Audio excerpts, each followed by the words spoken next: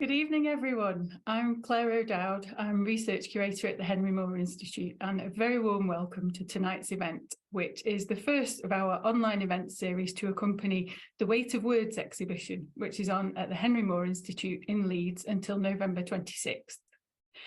For those who haven't visited us before, the Henry Moore Institute is based in the city centre of Leeds, and we're one of the world's leading resources for anyone studying sculpture.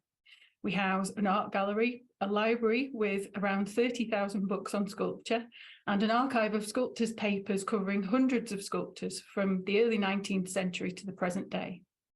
The Institute is part of the Henry Moore Foundation, which is a charitable foundation set up by the artist and his family to promote the enjoyment and study of sculpture and its histories.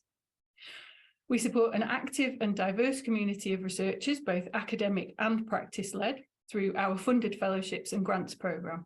And we also regularly host talks and events about sculpture. And you can watch recordings of all our events on the Henry Moore Institute YouTube channel and on our website, where you can also find details of our exhibition events, engagement activities, library and archive catalogues, and almost everything else that we do. And if you'd like to keep up to date with all of that, please do check out the Institute YouTube channel and also subscribe to our newsletter. The Weight of Words exhibition and events programme are part of a long-standing collaboration with Nick Thurston, who is Associate Professor of Fine Art at the University of Leeds, and who will be chairing tonight's discussion. We've been working with Nick to explore the relationship between sculpture and poetry for several years now, beginning with a 6-month-long research season that started back in 2021. The research season looked in particular at the points where the two disciplines intersected or overlapped. And through a series of online conversations between poets and sculptors and 2 conferences, we began to map out some of the areas in which neither art form was privileged, and we found some truly exciting and innovative work taking place at the boundaries. And you can watch recordings of those events on our website. But there's a whole range of extra resources and reading material and critical writing available on the Sculpture and Poetry website, which is hosted by our wonderful colleagues at Corridor 8, the non-profit platform for contemporary visual arts and writing in the northwest of England. And there'll be some links coming up in the chat so you can find out more. It seems like a natural and necessary step to actually show the kinds of practice that we've been discussing. And the research season led almost seamlessly into the Weight of Words exhibition, which features an international and intergenerational group of artists who work at the crossroads or the limits of sculpture and poetry. But the exhibition itself has generated new topics for exploration, and so the series of events that run alongside the exhibition will delve deeper into some of these, beginning with this evening's discussion of reading and writing across cultures, put very, very briefly. So it's my pleasure to hand over to Nick Thurston. Nick's going to say a little bit more about what we're up to, and he's going to introduce this evening's speakers. Thanks, Claire. That's a lovely introduction. The title of the exhibition and related programme is very familiar, right? It's almost a cliche to talk about the weight of words. These things, words that seem to have an impact that's disproportionate to their simple presence, right? We know that metaphor. But we used it in the title to also signify a kind of literalization of the metaphor and think actually about the weight of inscription, of language, of words when they're sculpture. So we wanted to ask, well, what happens when people write and read in 3 or even 4 dimensions, if we think about time? You know, what kinds of attention do we need to invent? But also crucially, which traditions of inventive attention should we return to and learn from? Now, as Claire said, the show is international and intergenerational. Everyone in it is living and working still today. It's not a survey. We didn't have the time or space or want to make that kind of show. So instead, we saw it as a chance to mark out some really exciting compass points in the field of contemporary practice. And I would really see these practices that we brought together as something like limit case practices. So they mix together writers and artists who work really powerfully between the 2 art forms. And cumulatively, I think they contour a sense of this between space. this really exciting space between poetry and sculpture. Now, I think we're hoping to do much the same with the events program, to bring in great voices and find some limit cases of practice, but also some really exciting precedents. So alongside the show, which runs all the way to late November, there are two strands of public events. One is a series of poetry readings, and the other is this series of critical discussions that we begin tonight. The reading series feels like a chance to get amazing voices into the building, to give some presence to those oral traditions of poetry, and to let those voices speak back against all those objects and bits of text on display. So all those different kinds of language given presence. This other strand of critic to critic discussions, each event in this one roughly pairs together one literary historian with one art historian. So we can think with them in informed ways about different practices and histories of making and receiving work that's done between the spaces of poetry and sculpture, but also more broadly, maybe literature and art. Now that strand of critic to critic conversations begins tonight and then continues on Wednesday, the 4th of October, when we'll be joined by the British art historian Sam Rose in conversation with the Mexican poet critic Monica de la Torre. And then the series concludes on Wednesday, the 1st of November, when we welcome the American poet historian Lucy Alford in conversation with the British theorist and critic John Douglas Miller.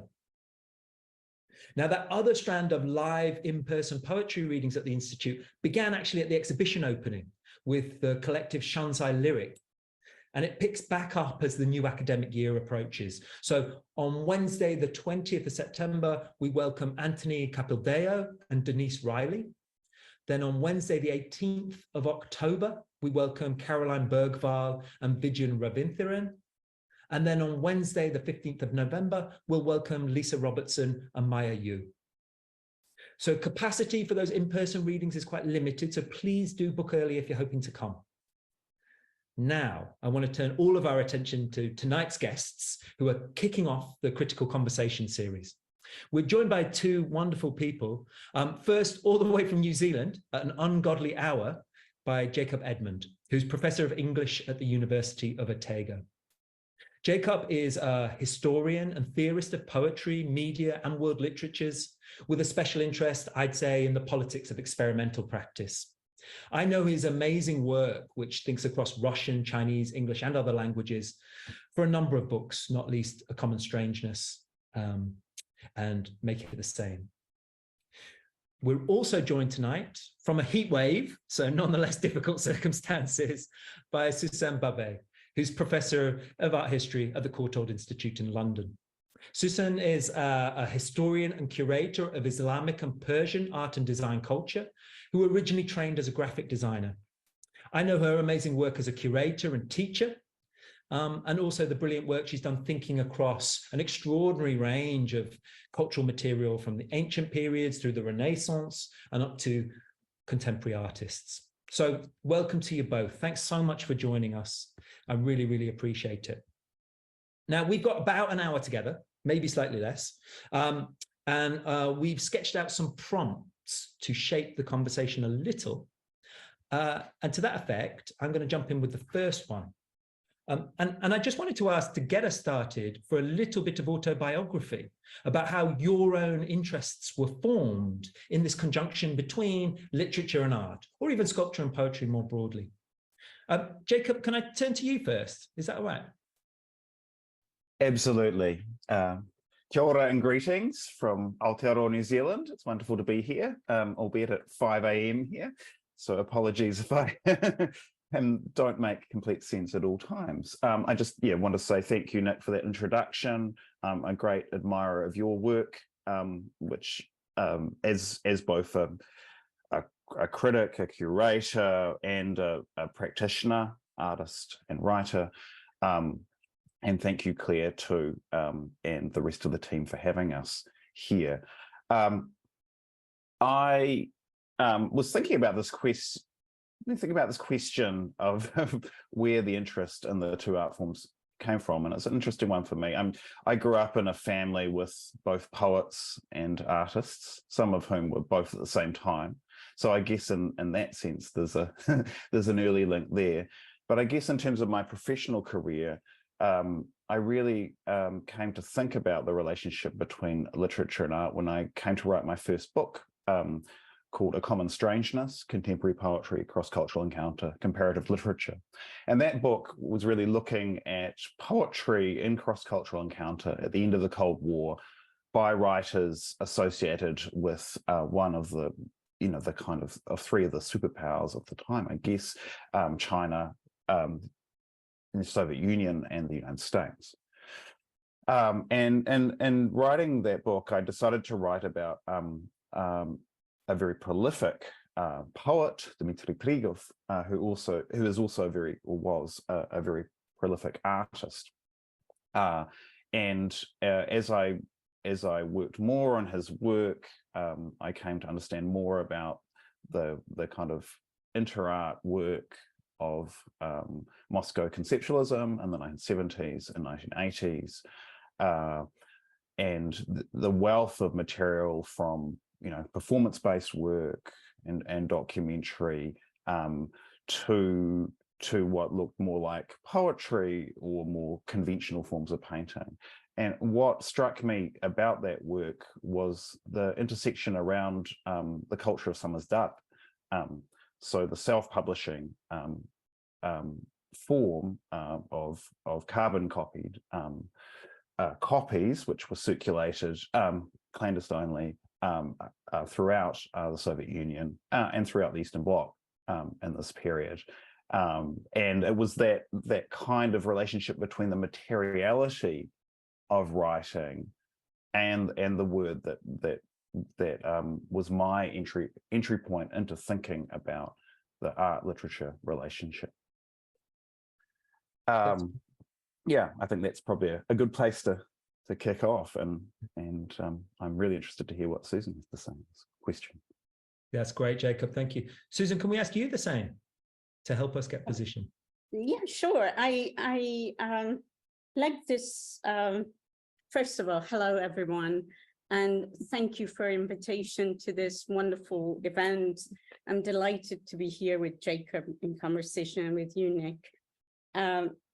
It's the materiality of writing makes me think about, if I may use some slides as a way of introducing myself. So as you said, I am a specialist of Persian and Islamic arts. So in my training, I have learned and taught from the beginning of Islam to now.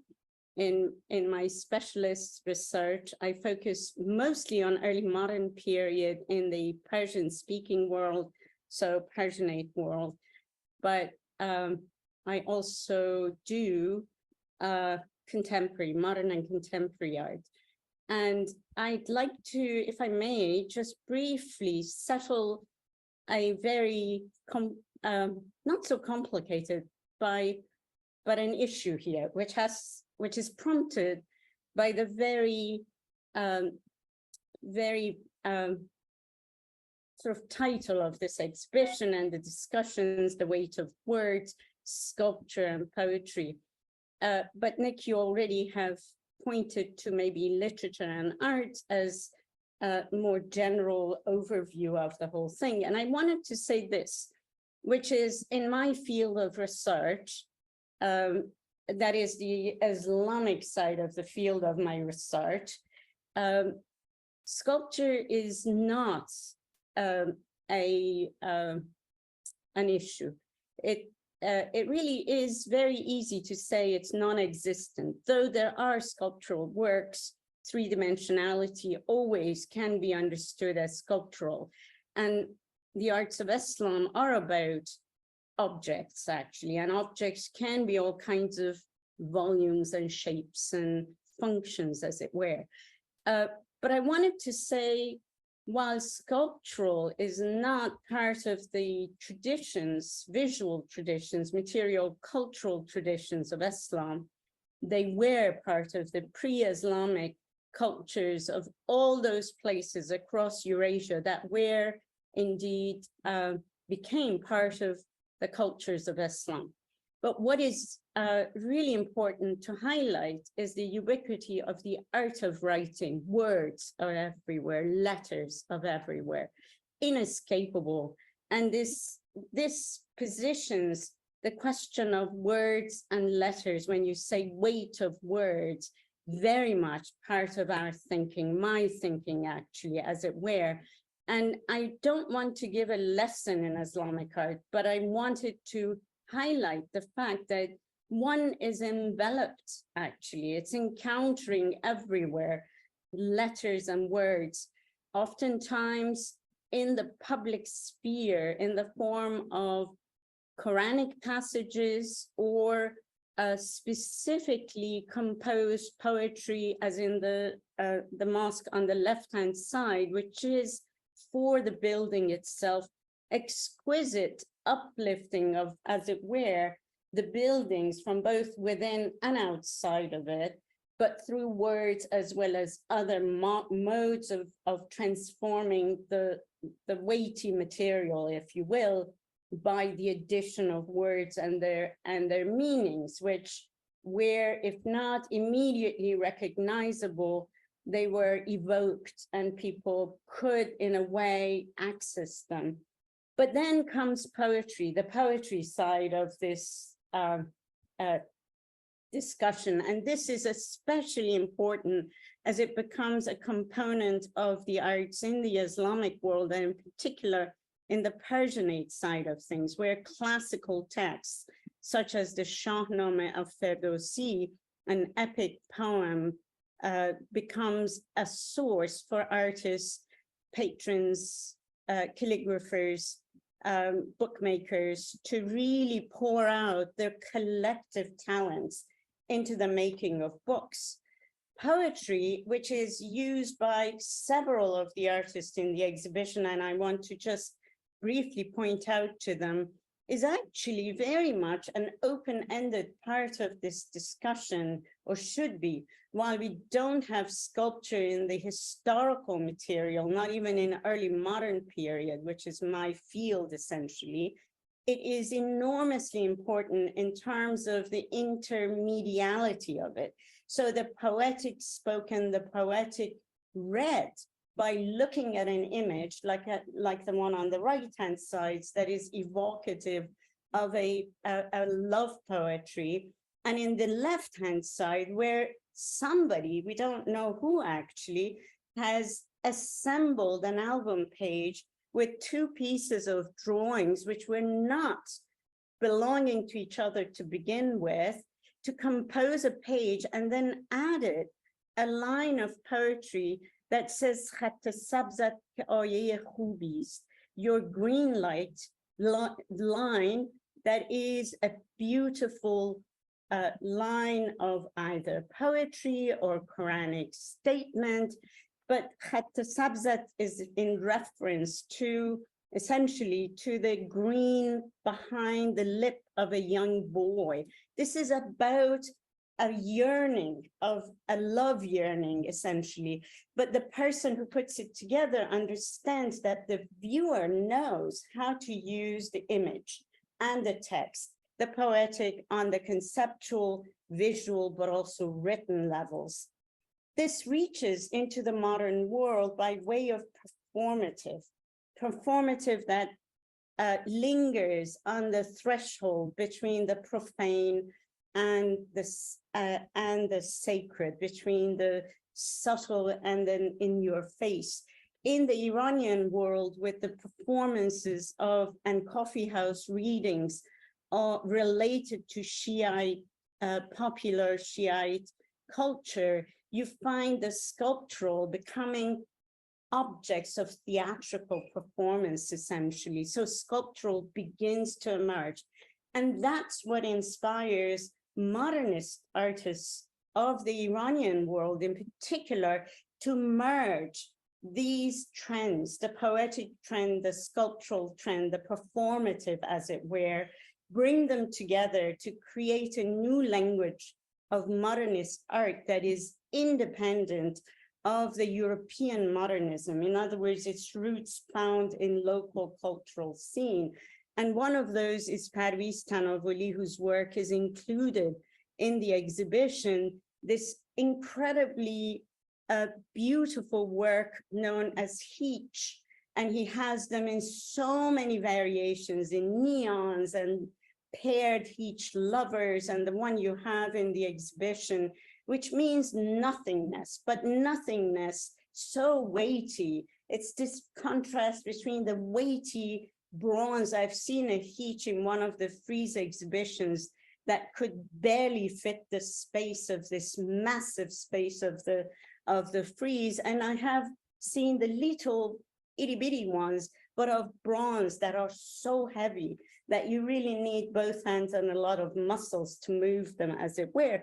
And they can be of fiberglass. You can push them around, maybe even blow at them and they will fall. It's this kind of a play between the sculptural, the word, the sound, the poetic that really inspires these contemporary artists, either in more perhaps satirical, but also profoundly linguistic base, like what Slavs and Tatars do. And the work that is on exhibit, which is part of this language art series, of which I show you also mother tongues and father throats of Slavs and Tatars. And I love works they do, such as playing with mirror reflections and cutout mirrors that you have to move left and right to see that this mirror work on the left reads resist, resisting God. And it keeps moving and shifting. In other words, the viewer as an element of the experience of the object is shared amongst all these works. And I really want to highlight this intersection between three-dimensionality, weightiness, and lightness, a term such as ishq, love in Persian and Arabic, which is profoundly mystical in Persian poetry in particular, but also in Arabic poetry, is brought down to earth with the use of hundreds of Swarovski crystals and glitter to create this incredibly anticlimactic, if you will, satirical play on the obsession with mysticism in Persian and Arabic poetry, actually. And finally, just to point to the very capacity for these artists like Assam Kurbaj to, in fact, take such weighty, really momentous, heartbreaking, poignant issues such as the migration of refugees, Syrian refugees, and many others across the waterways, especially the Mediterranean, as a way to continuously bring the poetic into a living object, as it were, or a living context and a performance, as it were. So this is the context of my engagement, really, with what is this exhibition about. And I start with graphic design. I go into Islamic art, Renaissance art, American art, but I also come into contemporary art and contemporary art practices, where I tell you the title of an article of mine, which might be relevant, has to do with voices of authority, thinking about what is local in the modern in Islamic art. So how do we connect these issues, seemingly incompatible issues, as we look at the art today, made by people who are not Muslims, and they don't have to be, but they are heirs to that tradition where Islamic arts were dominant forms, actually. Okay, that was way too much, perhaps, but I hope I managed that was amazing, Sussan. Say something about what I do. Thank you. The positioning just really helps, and it was a fantastic thread to draw out. I mean, I hope can we follow that thread actually into something like a second prompt and talk a little bit about different cultural traditions that encourage a more fluid relationship between art forms. I mean, it was one of the things we were very intentionally butting against with this show, the sort of individuation that's so obsessively policed in European and particularly modern European traditions. So I guess it gets me thinking a lot about where, why, and how more fluid relationships arise. Obviously, that's a massive topic, and we can't cover it in any complete sense. But if we could point to any great examples or precedents that you think connect poetry and sculpture following that would be a wonderful next place. I know, Jacob, can we go to you next? Is that all right? Yeah, absolutely. Thank you. And thank you, Susan. That was wonderful. And of course, you're talking about the Islamic tradition also makes me think about the Chinese tradition of Wen, with this real value placed on the word, on writing. And within that cultural tradition, of course, there's an enormous prestige placed on poetry. First and foremost, the idea of China as the nation of poetry nation, is a very important one that continues to be used and propagated in the present. But if we look at that tradition too, poetry stands in this this pinnacle of art forms, and calligraphy is right underneath. So those two art forms, the idea of poetry, the crafting of language, and then the expression of that visually through calligraphy are incredibly important. So in a similar way, I guess, to the tradition you're talking about, there's a different relationship, can we say that, between writing, between poetry in particular, and the visual, and I think that's really important to bear in mind when we're looking at an exhibition, this wonderful exhibition, which, as Nick said, in some ways aims to kind of explode some of these ideas around what is poetry and what is sculpture. But also, one of the ways we might start doing that is by just interrogating those terms even, right? So poetry and sculpture are terms that come from a particular Western European tradition, and we might think about, are they cognates with, say, 诗歌, the Chinese term, or 诗 for poetry, or to use a more local example and to acknowledge the people in whose land I live, Tiawa and Taranaki in particular, but Tangata Whenua Māori in general, and they have a strong tradition of various genres, mōteatea, waiata, and so forth. We could use the term poetry for them. I think it's important in certain contexts to do that in order to allow for conversations. But at the same time, I think we need to be wary of privileging particular terms that come out of a kind of Western art historical and literary historical tradition, and think about perhaps what other terms and contexts might do to those kind of frameworks. So that's sort of one starting point, I think, for thinking about what these different the relationships do. And I just want to offer, just a couple of examples. I've already mentioned my interest in the art of samizdat.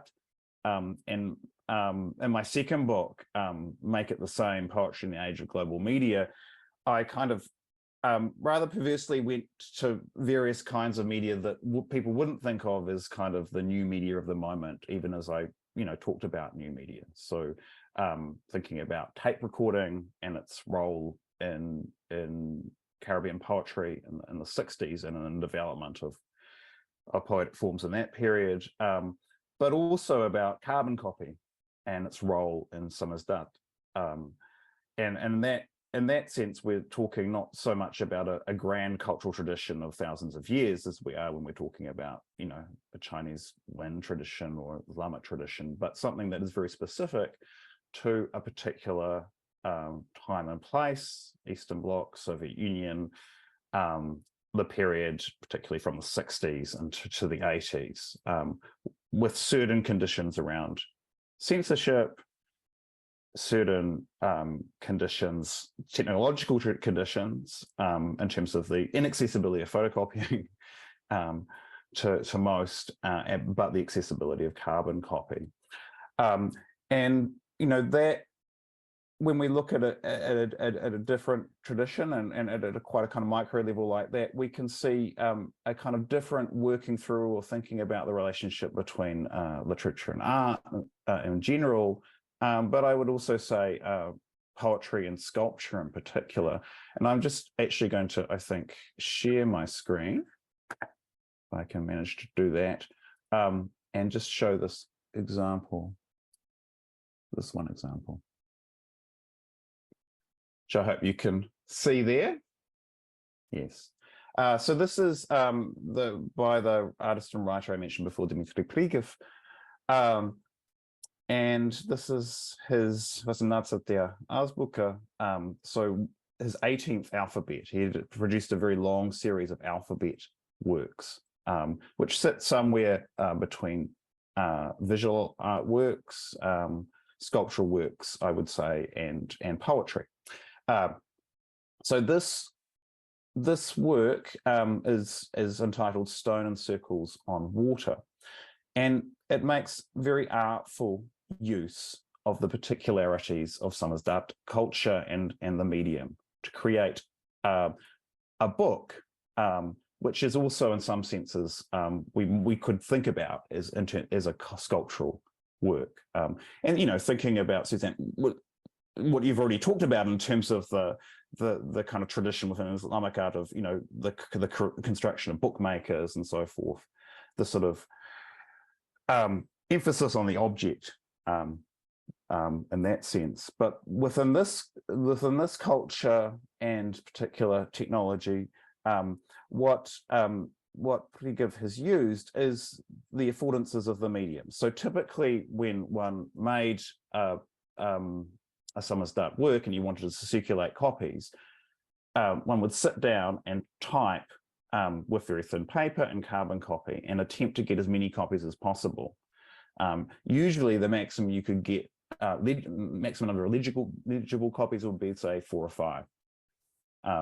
And those would then be distributed to friends, associates, who would then, if they liked the work and wanted to pass it on, would then sit down and type out a further 4 or 5 copies. So it's a very kind of slow and limited distribution means of circulation, but also in some ways a kind of precursor of the internet with the sort of lack of a central producer, right? The kind of distributed network through which samizdat passed was a little bit like that.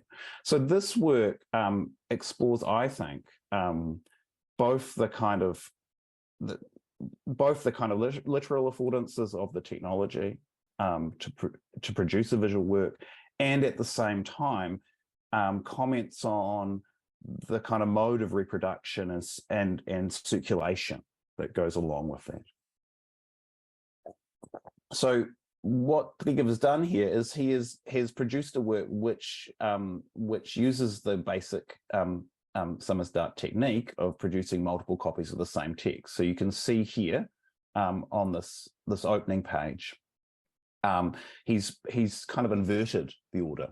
So the final carbon copy, which is almost illegible, is right on top, and then he's cut these holes underneath. And the text coming down here describes the falling of a stone into a pool of water. So the stone drops into the water, and this is the ripple effect that we get, a kind of blurring of the surface of the water, which is a blurring of the page caused by the carbon copy.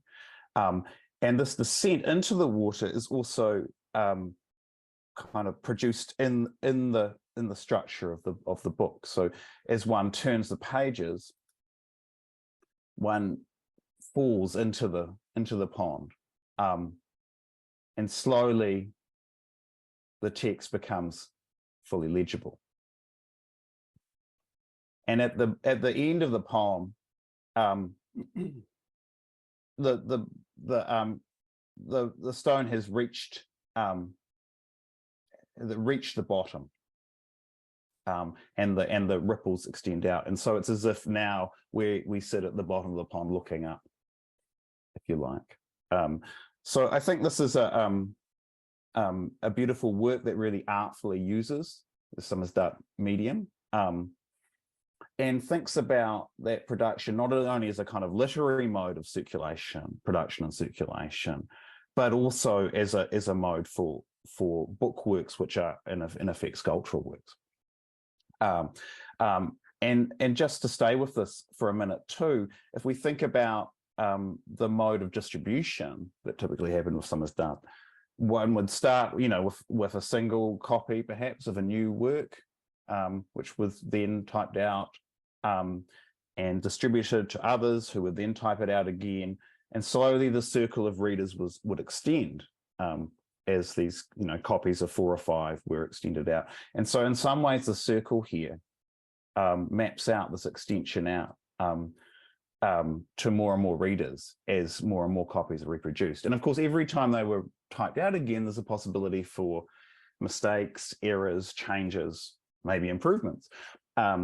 But you can see that this also captures something of the kind of blurring that happens as the work extends out into the world. So that's one example from the samizdat context of how poetry and sculpture find a new relationship through a particular historical, social, political, and technological context. That's a great example. Yeah, thank you, Jacob. It's really, really interesting. Beautiful to see the flick through as well. I'm wondering, Sussan, you've signaled some precedents and also some great contemporary examples, including coming to the show already. So I don't know if there are other precedents you'd like to flag up, or maybe we could kind of roll into prompt 3 as well, and think a little bit about a question that I think sits behind the comments you've both already made, which is, through the limitations of a Western lens, we lose a lot. We lose a lot of potential understanding and relationship between art forms and the way we pay attention to them. So I don't know if we could fold those two together, or could I come to you? Yeah, I think Jacob also pointed out to what the Chinese emphasis on poetry and the language as an art form that has superior position. This also is true in Persian. And I want to say something about this, which is it's about language, not so much about a particular national tradition. And I adamantly underscore this point. It's not a national issue. It's a linguistic issue. And the games played with language are not particular, obviously, to Iran of today, where we think of Persian as the language, official language, but it is also true in other places where the language is language of high culture. And what is so important to remember is that this tends towards a certain logocentrism, which I find very problematic when, in fact, there is a division in the sort of Western understanding, if you will, of the cultures of these places, where the primacy of the word or the poetic language and the fact that Persian is a language for poetry to begin with is lost oftentimes. So reduction to pairing a poetic with an image just to show how the image functions, for instance, is one of those missed opportunities where the separation is not quite, as far as I can understand it, in a sort of a historical understanding,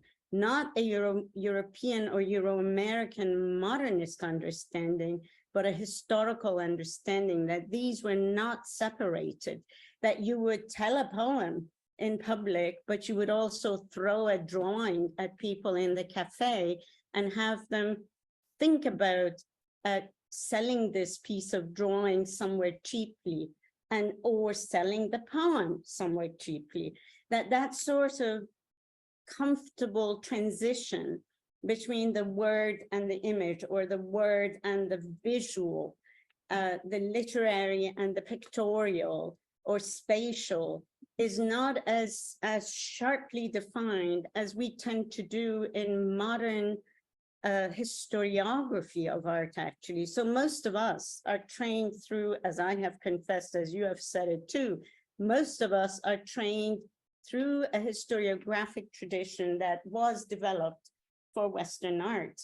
And to gain access, to get under the skin, if you will, of what would be a Persian transition or flip-flopping and sort of flipping through, as Slavs and Tatars talk about, that tongue that is split in half and it's slippery, it's like a banana peel. That's in the exhibition, that you can slip over it and break your neck if it were the case on the ground. That sort of a split and the struggle between the throat and the mouth and the sound making is all part of the experience. So we look at the writing as if it is silent, but it is not. It's visualized, but it's also activated in oral terms.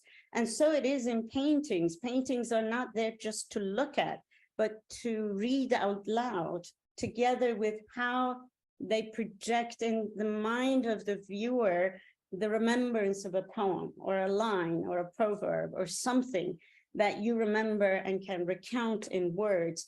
That sort of fluidity and ease between these different modes of being is, sculpture is part of it, but it is so comfortable that you hear about poets who are potters and painters who do graphics of the lettering for something, textile workers who are painters, this sort of easily transitioning from one skill set to another or multiple skill sets. The multiplicity of expressive capacities, creative capacities, is really what's so crucially important. And I think many of the artists in the exhibition demonstrate that. I know some of them, I don't know all of them closely enough to make that claim, but I certainly know that Paris really plays with poetry and makes bronze poetry, actually, just as Slavs and Tatars, flip-flop between Farideddin Attar, one of the greatest mystical poets of medieval Persian language, and Rabelais, for instance. So this kind of, ease to understand the poetic voice alongside the visual, the sculptural, the spatial. Don't forget spatial. I think looking at the installation pictures you send us, Nick, really makes that spatial very alive. I think that always is missed in these cases, that you can see through things, you can walk through things, you can walk by things. Issam's work is like that. You journey alongside those little boats that are with half-burnt matches in there. That's the kind of understanding that we have missed. We don't see this anymore because we go through these sort of structured ways of thinking about the white cube and the museum curatorial. I'm not complaining about your curatorial, of course, or this exhibition, but you know what I mean. Our historiography is held hostage somewhere, too far away from the home of these works, as it were. I hope I answered that point you wanted to bring out. Yeah, absolutely. But not answered, but at least thought about it. Absolutely. It made me think a lot about Simone Fattal and, of course, Etel Adnan called in. So, a painter, ceramicist, sculptor, a philosopher, poet, painter, but you don't know where to put ease, them. At complete ease through the practice with moving between those. Jacob, could we take that one to you a little bit as well? Because, as a comparativist as well, you have to struggle with this problem, right, of comparing across traditions or linguistic traditions.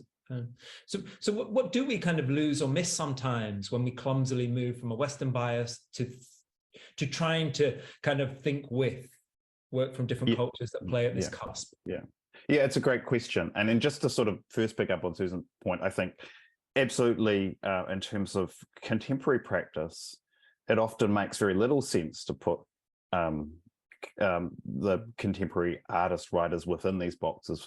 From my perspective, many of the most interesting, so-called poets working in English and other languages in the contemporary are working across many media and situations. So, like those you have in the exhibition, Caroline Bergvall, who works with installation, the Say Parsley work, which she's kind of reimagined with Sharon Maha for this exhibition. It's a wonderful piece I've written about before.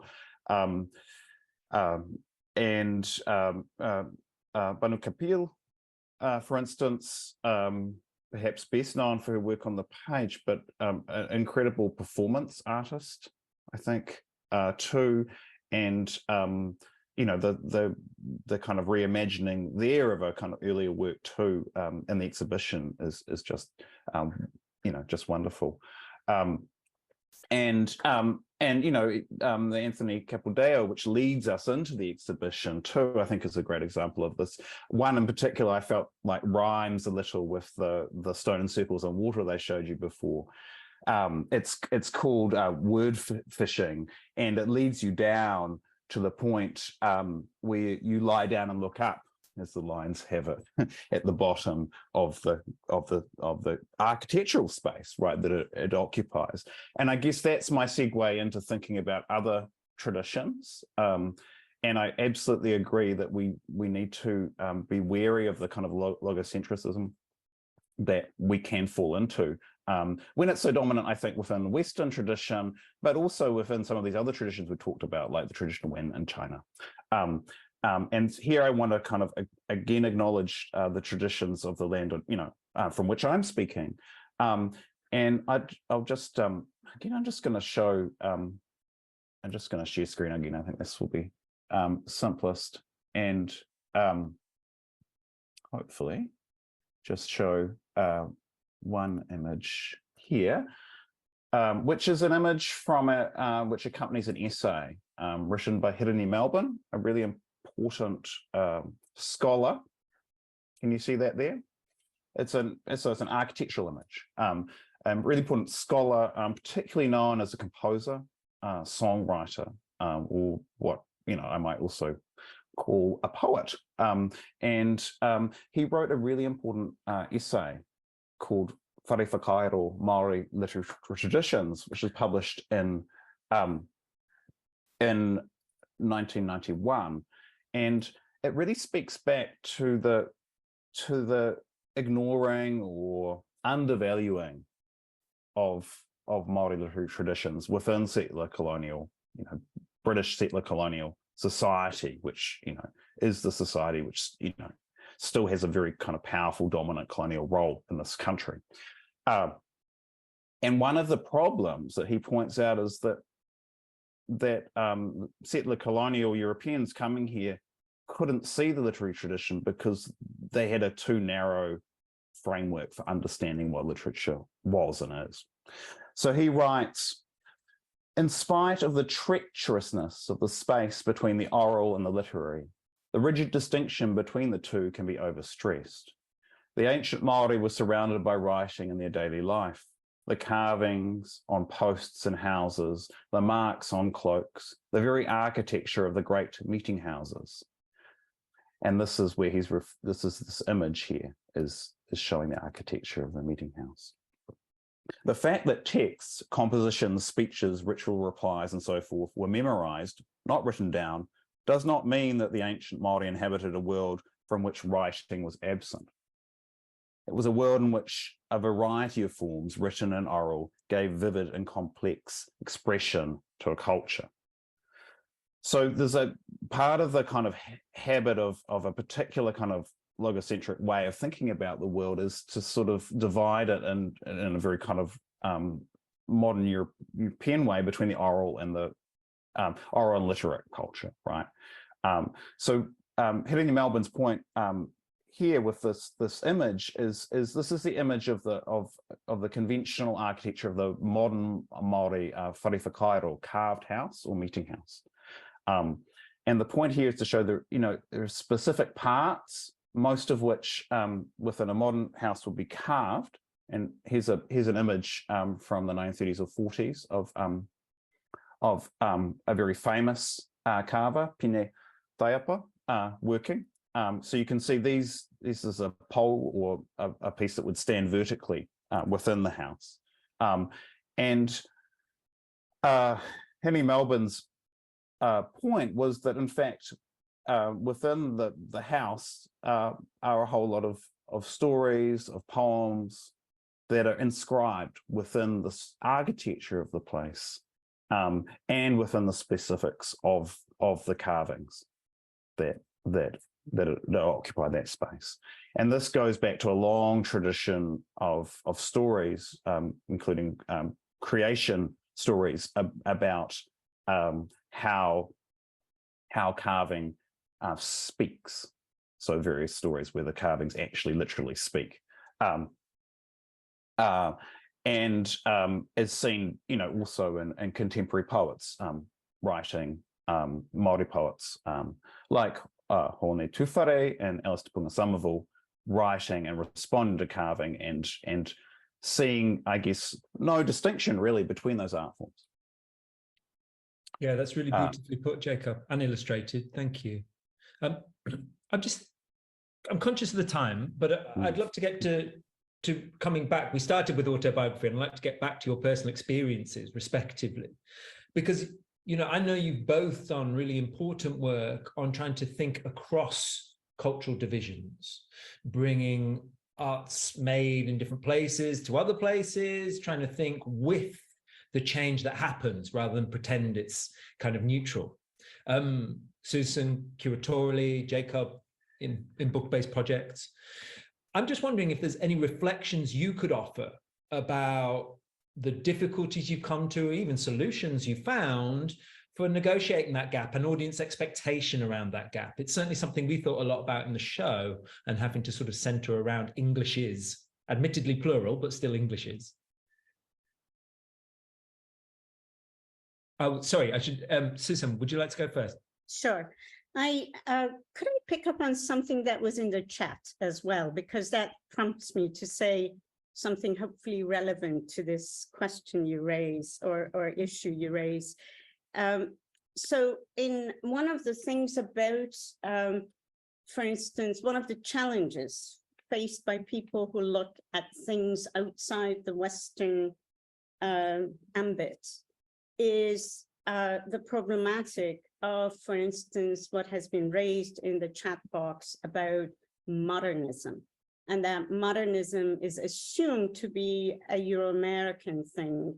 Therefore, its application, modernist application to anything non-European or Eastern becomes problematic. Well, there are different ways to look at this. Modernist art within its European definition, sure, that's a European thing.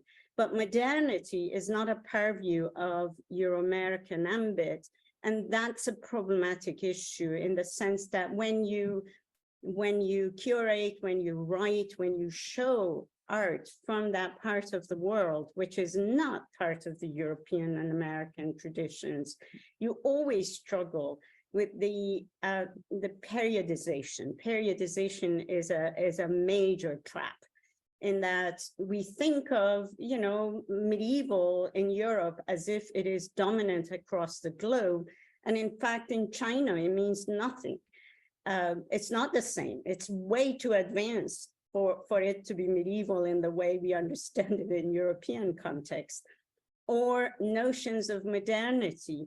If modernity is defined only by what is the definition of it in a European context, then we have a serious issue of how these developments, progress is too loaded a word, but developments in different cultural zones, in fact, work themselves out into our time. And it's interesting to think about. I remember when, I'm sure you all remember, when the problematic of the Islamic State was out there, it was medievalized. This is medieval behavior, whereas it was entirely modernist political behavior. It had its own agendas, and it's very modern. It's not medieval. In other words, the assumption that that's medieval Islamic world, and they are repeating that, is an affront to those cultural worlds that have gone past such periods and such limitations. So that, to me, is one of the great challenges. I'm involved in a co-curated exhibition to be held at the Royal Academy, which deals with the art of the great Mongol state. So it's a trans-Asian, Eurasian kind of an exhibition. It goes beyond national boundaries. That's itself a problem, because nation state is a modern idea and an imposed idea, essentially, a European imposed idea. And what do you do to think in terms of relevance of those deep pasts to contemporary worlds and experiences?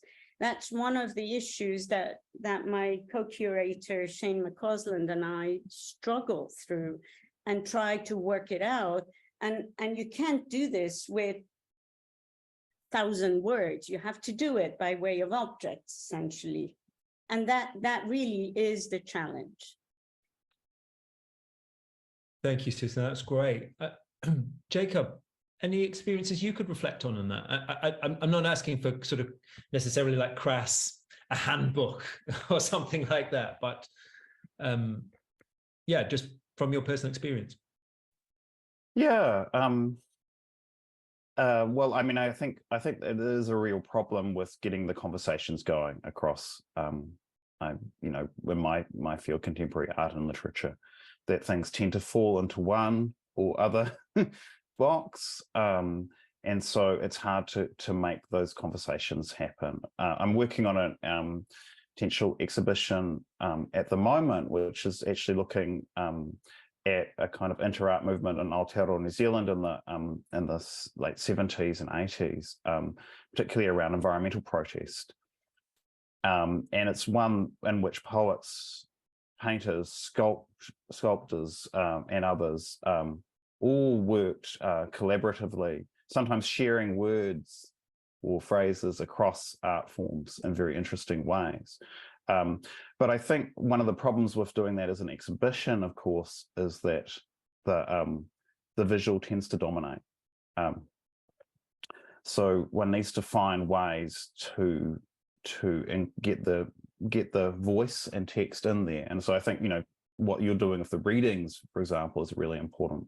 A part of doing that, I think, you know, having texts that can be handed out and taken away, as they did, in fact, at the time of this, with this environmental art as part of the exhibition, is also, you know, another way to do that. But yeah, it's an ongoing challenge, and it's a challenge taken up by the artists in the exhibition. Do we have any more time, or are we just basically on time now? Yeah, we've been given extra time because you're both so wonderful. So they oh, wonderful. Yeah. So I would like to just briefly talk about the Banu Kapil work. If could that be brought up for me, please? That would be wonderful. Thank you, Adam.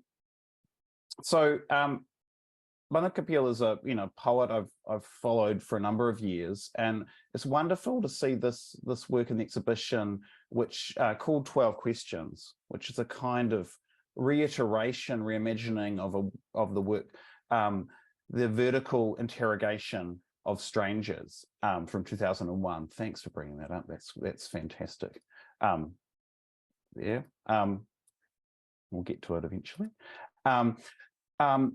So for that work, Kapil made these 12 questions, which he then went around asking various people from the South Asian diaspora in the States, I understand particularly, but she was sort of moving between the States and the UK at the time. And these questions have been placed on the stairs here. The original poem is a kind of collage work based on these 4 years of literal interrogations of strangers. And it connects various acts of remembering, of connecting histories across places and times. The UK, the United States, India, Pakistan, and those acts of remembering come in the face of silencing, of dismembering and disremembering. Dismembering is in one of the questions.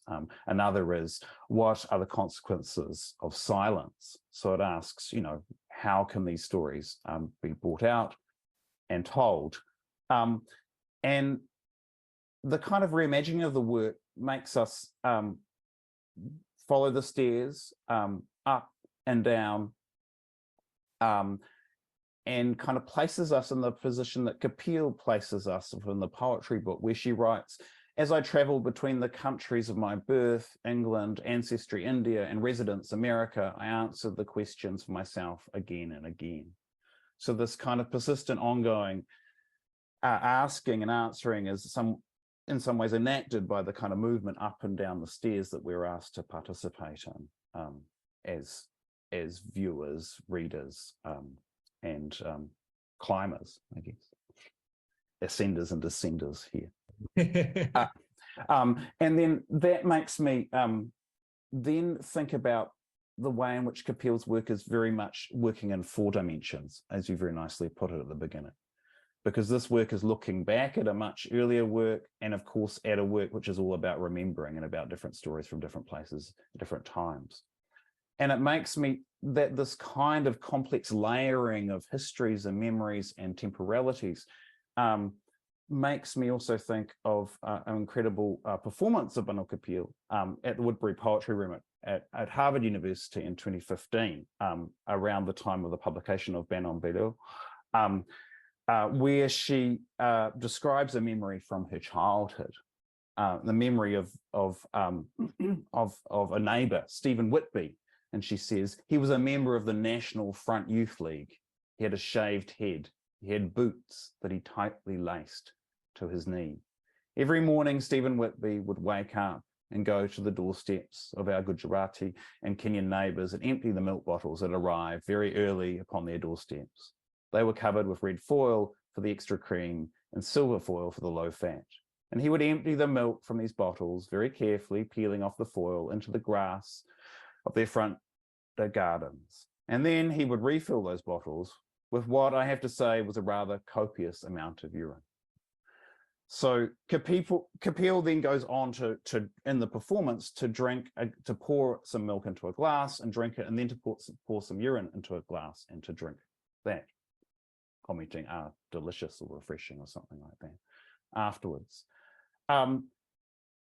And the performance brings to mind in various, ways this question. It also confronts us, I think, also in doing work that attempts to kind of think across cultures, the kinds of prejudices and racism that attend often those attempts, even good-intentioned ones, rather than the very nasty ones of Stephen Whitby. These questions of where did you come from? One of the 12 questions on the stairs. That can be a kind of question of racist confrontation, right? It can be a question of contextualization, what tradition did you come from? Or it can be a very personal question, like Courtauld's retelling of this childhood story. This is a story of where I came from. This is my childhood, with all the attendant trauma that comes with that. And then also the kind of more ancestral histories that lie behind that, embodied in that question of Courtauld's, who was responsible for the suffering of your mother? So I guess that is one of the things I'm very conscious of and thinking about, writing about literature and art, poetry in particular across cultures, is my position as a settler colonial scholar at a colonial university, that institution, and the kind of power that that I have, but also the particular blindnesses and positionality that I have, and how I have to think about that in terms of asking questions about traditions and responsibly responding to difference. That's great, Jacob. And it's really interesting that you turned to Banu's work there, because I was also thinking about the oranges, which are very present in those photos. But this idea of placing an orange on a windowsill is an image in that book originally, in the vertical interrogations. But it's also a practice, a spiritual practice for her, that she's done by putting oranges on thresholds throughout her life, partly as art, partly as a personal activity, because she sees them as invoking or calling up angels. She's never been entirely sure what an angel is, but some sort of unlimited love and that offers protection at moments of difficulty is there. But what it makes me think about in part, sorry, I'm saying this because there's a kind of token-based practice which comes from a more spiritual tradition, this idea of leaving something with great intention that may or may not be explained, that's allowed to be evocative or even invocative, and doesn't have to be explained away. And that's the great sort of danger, I think, with making shows like this, that Claire and I sort of, had to sort of find the right way, our right way of walking the tightrope on, is how do you not explain away all the complexities that make the works interesting in the first place? How do you not diffuse the risk and differencing that's practiced in the work in the name of some sort of safe kind of interpretation? It's a real challenge. And I was thinking that, Sussan, when you were talking about the exhibition you're preparing as well. How do you not explain away all the difficulty that makes the work so rich in the first place? Yeah, it's quite a challenge. And obviously you had a lot of thinking to do as you cross cultural zones, actually. These artists you show are from very different backgrounds, different engagements, different concerns, as it were. And so many of the works, depending on whether the artist wants it to be associated with a form of piety, personal piety or not, is leaves you with questions of what is their positionality, in other words. And that's really, is this artist holding a position in their own cultural traditions? And unfortunately, great many coming from places outside of the accessible Western understanding, oftentimes, unless they explain it the way they want to explain it, as for instance, Slavs and Tatars are curators of their own work. And in many ways, their curatorial intervention is so powerful that makes you, the curator, to stand back and take their own words for everything that they want to put forward. And I think that's a very, very profoundly important intervention from outside on the inside. And it's not to say they're outsiders, but that they take an outside perspective. So it's really an interesting problematic that, what do you do with Issam or his particular pain? Is this not a spiritually inflicted pain? Is this something that we take as humanitarian issues? Is this spiritually inspiring or not? It's just, I think this is a slippery slope. We all traverse it and try to stay steady, but it's good to acknowledge that it's slippery slope. Yeah. I want to say a massive thank you to you both. I'm conscious of the time, and I'm sure members of our audience have dinner and other things to do. I could keep talking forever, and hopefully we will keep talking again, but it is my duty to call it to a wrap and invite back Claire O'Dowd. But while she's signing back in, I just say a massive thank you to Jacob and Sussan for joining us tonight in the early hours and in the heat wave and giving us such wonderful discussion. So thank you both. Thank you. Thank you. Yeah, thank you both for that. It was just extraordinary and rich and hugely thought-provoking. Thank you so much for that. Just a few words to wrap up about forthcoming programmes. although Nick and I will not be online for the month of August, we have a number of family workshops and events running at the Institute throughout the summer holidays to accompany the Weight of Words exhibition. So if you have small people to entertain during the summer, or you'd like to get hands-on and make things, please check our website for details. There'll be a link coming up in the chat in a second. And the next event in the Weight of Words series, as Nick said, will be an in-person poetry reading and discussion at the Henry Moore Institute on the 20th of September. It will feature two utterly wonderful poets, Anthony Capildeo and Denise Riley. It will be an absolute treat. It is almost sold out, so if you want tickets, please book in advance very, very soon. You can also join us for the Weight of Words book launch on the 30th of September, which we are incredibly excited about. We'll be joined by a number of artists and writers, some of whom are participating in the exhibition. And our next online discussion featuring Sam Rose and Monica Della Torre will be on the 4th of October. And finally, a reminder that the Weight of Words exhibition will be on until the end of November in Leeds. So please do come along and have your thoughts further provoked by the contents of our galleries. But for now, we are out of time, so it just remains for me to thank Nick for brilliantly chairing the discussion, and to say such a huge thank you to our speakers, Sussan Babaie and Jacob Edmond, for an absolutely wonderful discussion. I could have listened to you all night, but you have rest to take after this. Sussan needs to cool down and Jacob needs some sleep. So thank you both. Thank you all of you for watching, and we will see you again very soon. Bye, thank you.